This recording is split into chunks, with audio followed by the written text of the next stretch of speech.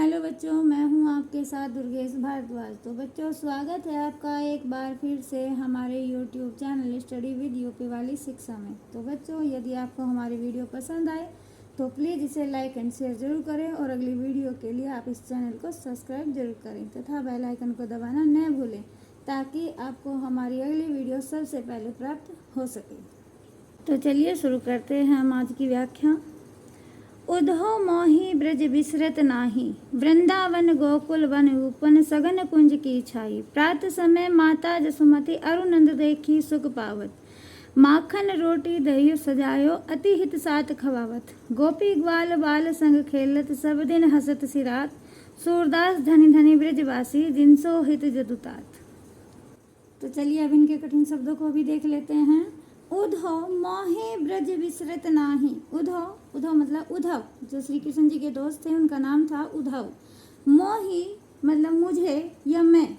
ब्रज ब्रज उस जगह का नाम है जहाँ गोपियों के संग श्री कृष्ण जी नृत्य करते थे, मतलब वहाँ पर खेलते थे अपने सखाओं के साथ, गोपियों के साथ में। बिसरत बिसरत मतलब भूलना, नाही मतलब नहीं। तो यहाँ इसका अर्थ है कि हे उद्धव, श्री कृष्ण जी उद्धव से कह रहे हैं कि हे उद्धव, मैं उस ब्रिज को भूल नहीं पाता हूँ या फिर मैं उस ब्रिज को भूलना नहीं चाहता हूँ। वृंदावन गोकुल वन उपवन सघन कुंज की छाई। वृंदावन गोकुल ये दोनों भी जगह के ही नाम हैं। जैसे ब्रज मैंने जगह का नाम बताया था, ऐसे ही वृंदावन और गोकुल भी जगह के ही नाम हैं।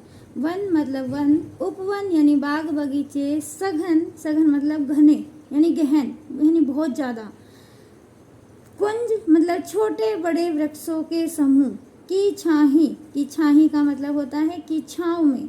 तो यहाँ इसका अर्थ हो जाएगा कि वृंदावन गोकुल वहाँ के वन उपवन यानी वहाँ के जो बाग बगीचे हैं, उन बाग बगीचों में जो छोटे बड़े वृक्षों के समूह हैं, उनकी जो घनी सी छाँव है, जिन्हें मैं कभी भी भूल नहीं पाता हूँ। प्रात समय माता जसुमती अरुनंद देखी सुख पावत। प्रात समय मतलब सुबह के समय, माता जसुमती यानी माता यशोदा, अरु मतलब और, नंद मतलब नंद बाबा, देखी यानी देख कर, सुख पावत यानी सुख पाते थे। तो इसका अर्थ है सुबह के समय जब माता यशोदा और नंद बाबा मुझे देखकर खुश हो जाते थे।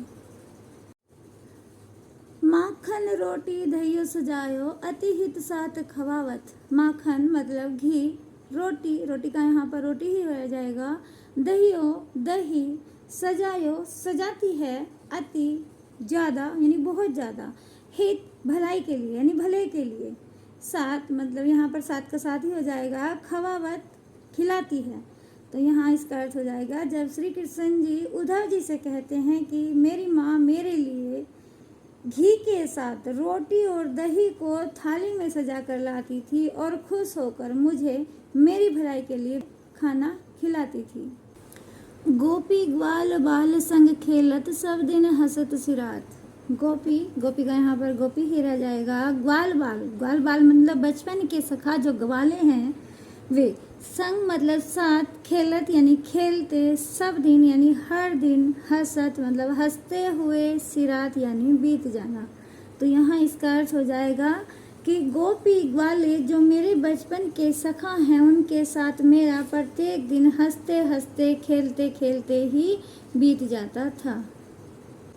सूरदास धनी धनी ब्रिजवासी, जिनसो हित जदुता। सूरदास मतलब सूरदास जी, धनी धन्य होना, ब्रजवासी ब्रज में रहने वाले जो वहाँ के वासी हैं वे, जिनसो मतलब जिन पर हित भलाई, जदुतात का अर्थ यहाँ पर श्री कृष्ण जी है। तो यहाँ इसका अर्थ हो जाएगा कि सूरदास जी कहते हैं कि धन्य है वे ब्रजवासी जिनकी भलाई करने के लिए स्वयं भगवान श्री कृष्ण उनके साथ हों। तो बच्चों, अब हम इसके प्रसंग को भी देख लेते हैं एक बार। प्रस्तुत पद्यांश में श्री कृष्ण उद्धव के द्वारा गोपियों के लिए ज्ञान और योग का संदेश भेजते हैं, लेकिन वे खुद प्रेम और भक्ति के रंग में डूबकर सोच में ही मथुरा पहुंच जाते हैं और भावुक हो जाते हैं। तो चलिए बच्चों, एक बार फिर से मैं इसके भावार्थ की प्रैक्टिस करा देती हूँ आप सबकी। श्री कृष्ण कहते हैं कि हे उद्धव, मैं उस ब्रज को भूल ही नहीं पाता हूँ। मैं सबको भुलाने की कोशिश तो करता हूँ पर असफल हो जाता हूँ। वृंदावन गोकुल वहाँ के वन, वहाँ के जो बाग बगीचे हैं, उन बाग बगीचों में जो छोटे बड़े वृक्षों के समूह हैं और उनकी घनी सी छाँव, जिन्हें मैं कभी भी भूल नहीं पाता हूँ। वहाँ सुबह के समय जब माता यशोदा और नंद बाबा मुझे देखकर खुश हो जाते थे, जब माता यशोदा मेरे लिए घी के साथ रोटी और दही को थाली में सजाकर लाती थी और खुश होकर मुझे मेरी भलाई के लिए बड़े प्यार से खाना खिलाती थी। वहाँ पर गोपी ग्वाले जो मेरे बचपन के सखा हैं, उनके साथ मेरा प्रत्येक दिन हंसते हंसते खेलते खेलते ही पूरा दिन बीत जाता था। ये सभी बातें मुझे बहुत याद आती हैं। सूरदास जी उन ब्रजवासियों के लिए कहते हैं कि धन्य है वे ब्रजवासी जिनकी भलाई करने के लिए स्वयं भगवान श्री कृष्ण उनके साथ हैं, उनकी चिंता करते हैं। तो बच्चों, ये तो हो गई हमारी आज की व्याख्या पूरी। अब हम इसके काव्य सौंदर्य को भी देख लेते हैं। तो काव्य सौंदर्य हमारा इस प्रकार है। इस व्याख्या के अंतर्गत बच्चों श्री कृष्ण साधारण मनुष्य की भांति अपने प्रियजनों को, यानी कि जो उनके अपने हैं, उनको याद करने के बाद गर्वित हो जाते हैं, बल्कि उनका व्यक्तित्व अलौकिक है, फिर भी ब्रज की स्मृति यानी ब्रज की जो यादें हैं उन्हें व्याकुल कर देती हैं।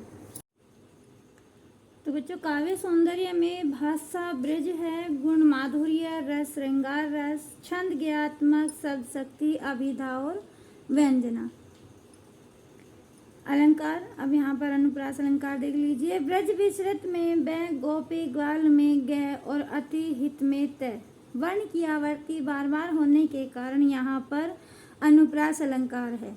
एक यहाँ पर पुनरुक्ति अलंकार भी बन रहा है, वो कैसे? धनी धनी। अब यहाँ पर देखिए, सूरदास धनी धनी ब्रजवासी जिनसो हित जदुतात। यहाँ पर धनी धनी शब्द एक से अधिक बार आया हुआ है। तो जहाँ पर एक से अधिक बार एक शब्द आया हुआ हो, वहाँ पर पुनरावर्ती यानी पुनरुक्ति अलंकार हो जाता है। तो बच्चों, ये थी हमारी आज की व्याख्या। धन्यवाद।